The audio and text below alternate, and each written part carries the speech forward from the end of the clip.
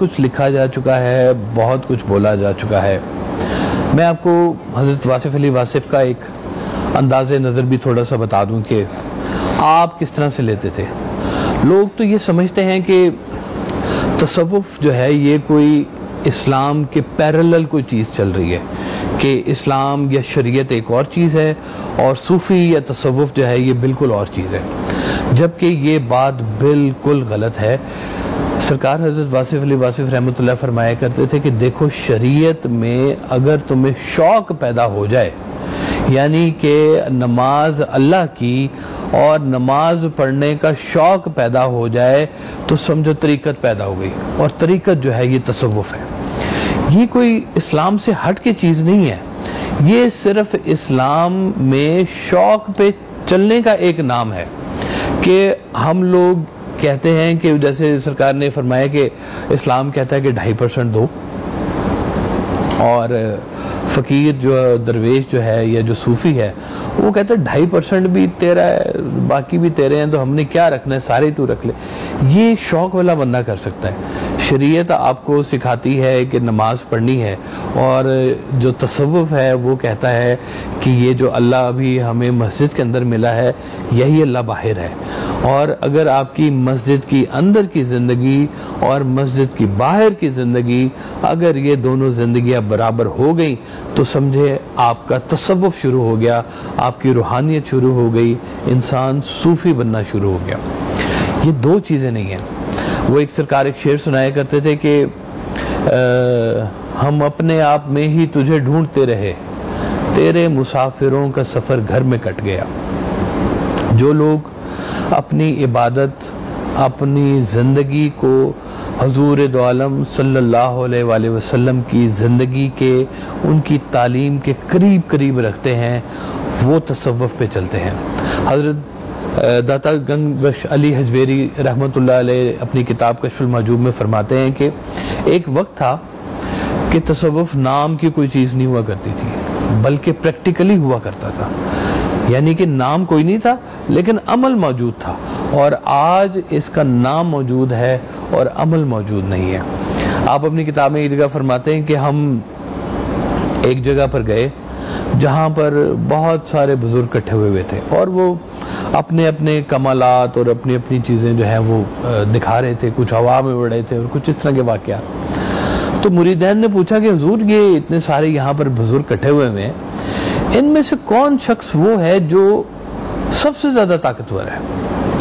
तो दाता साहब ने एक शख्स की तरफ इशारा किया कि वो जो शख्स बैठा हुआ है वो सबसे ज़्यादा ताकतवर है। तो जब मुरीदैन ने देखा कि वो अकेला बैठा हुआ है और ना वो कोई कमाल कर रहा है और उसका कोई मुरीद भी उसके साथ नहीं बैठा हुआ, तो उन्होंने कहा कि हुजूर, ये शख्स कैसे सबसे ज़्यादा ताकतवर है?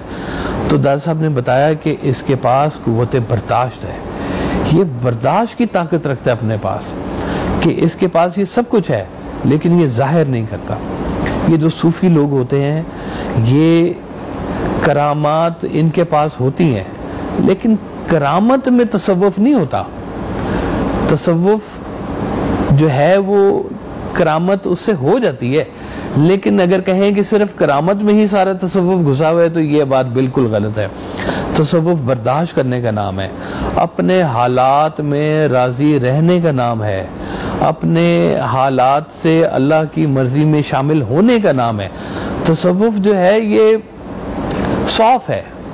यूँ समझें कि एक पौधा है और उसकी जो माली जब आके वो चाट खाट करता है, उसको काटता है, उसको खूबसूरत बनाता है, तो इंसान की जो इस तरह के जो अमल होते हैं ज़िंदगी में, जो बीमारियां होती हैं, जिन बीमारियों में हसद होता है, जिनमें लालच होता है, बुग़्ज़ होता है, कीना होता है, कीना परवरी होती है, वो लोगों जो ऐसे लोग हैं वो तसव्वुफ़ से बहुत दूर होते हैं। और ये तसव्वुफ़ है ही उन लोगों के लिए कि उनकी ज़िंदगी से ये बीमारियां जहाँ जहाँ दूर होती जाएंगी, वो सूफ़ी बनते जाएंगे, वो लोगों के लिए मनफ़ियत बख्श बनते जाएंगे, वो अल्लाह के करीब आते जाएंगे, वो हुज़ूर पाक सल्लल्लाहु अलैहि वसल्लम के रास्ते पर चलने वाले लोग बनते जाएंगे। वो एक और सरकार ने कहानी सुनाई कि ये जो तसव्वुफ़ का सफ़र है, इसके लिए किसी एक गुरु की ज़रूरत होती है। एक ऐसा शख्स होता है कि जो आपको रहनुमाई करता है। तो अक्सर ये सवाल पैदा होता है कि जनाब हम तो सच्चा आदमी सारी ज़िंदगी ढूंढते रहे, हमें तो आज तक कोई ना मिला, और सच्चा आदमी होता कहाँ है आजकल? आजकल तो मिलता ही नहीं है सच्चा आदमी। तो सरकार कहते थे कि देखो, पीर सच्चा कि मुरीद सच्चा? फिर आप कहते थे कि मुरीद सच्चा। पहले मुरीद सच्चा। सच्चे बंदे की बड़ी वैल्यू होती है। ये हजूर अकरम सल्लल्लाहु अलैहि वसल्लम के दौर में भी था कि मुसलमान सच्चे काफिरों के लिए दुआ किया करते थे कि या अल्लाह ताला ये बंदा सच्चा है, ये मुसलमानों को दे दे, उसके लिए दुआ करते थे। तो इसी तरह से एक सच्चा मुरीद था। सच्चा मुरीद जो था जी, वो पीर साहब, उसके डब्बा पीर साहब थे। तो एक दिन वो डब्बा पीर साहब के पास जो था, वो एक बंदा आ गया, उसने कहा तेरा मुरीद आ रहा है, आज तूने उसको अता करना है। उन्होंने कहा मैंने कहाँ से अता करना है, मेरे पास तो है ही कुछ नहीं। तो उसने कहा कि वो हम तुम्हें ही देने इसलिए के लिए आए हैं कि वो सच्चा बंदा है, उस सच्चे बंदे तक तेरी तरफ से इनाम चला जाए, उसका तुझ पे बिलीफ है। आपका बिलीफ ही आपका गुरु होता है। कहते हैं परिंदों की दुनिया में एक दफा अनाउंसमेंट हुई कि जनाब जो परिंदों का जो बादशाह है, जो गुरु है, वो फला पहाड़ की चोटी पर आ गया है, सारे परिंदे वहां इकट्ठे हो जाएं। सारे परिंदे उस तरफ उड़ना शुरू हुए। कोई तूफान आ गया, कोई परिंदे रह गए, कोई बिछड़ गए, और बड़ी मेहनत करने के बाद वहां पर जो थे वो परिंदे पहुंचे। तो परिंदों ने देखा तो वहां कोई नहीं था। तो परिंदों ने कहा कि जनाब गुरु कहाँ है?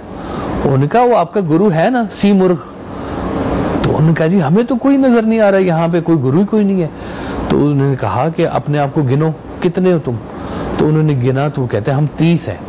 तो आपने कहा कि यही तो सी मुर्ग होता है कि जो गुरु की तलाश में पहुंचना शुरू होता है तो वो गुरु खुद भी बन जाता है। ये खुलूस का सफ़र है, ये इखलास का सफ़र है। अल्लाह ताला हमें ये तसव्वुफ और सूफिया कराम की तालीमात पे अमल करना, ये वो लोग हैं जो अनमता अलैहिम वाले लोग हैं, जिन पर अल्लाह का इनाम हुआ। और अल्लाह ने कहा कि इनके रास्ते पर भी अगर आप चलेंगे तो सीधा रास्ता होगा। अल्लाह हमें सबको सीधा रास्ता अता फरमाए। आमीन।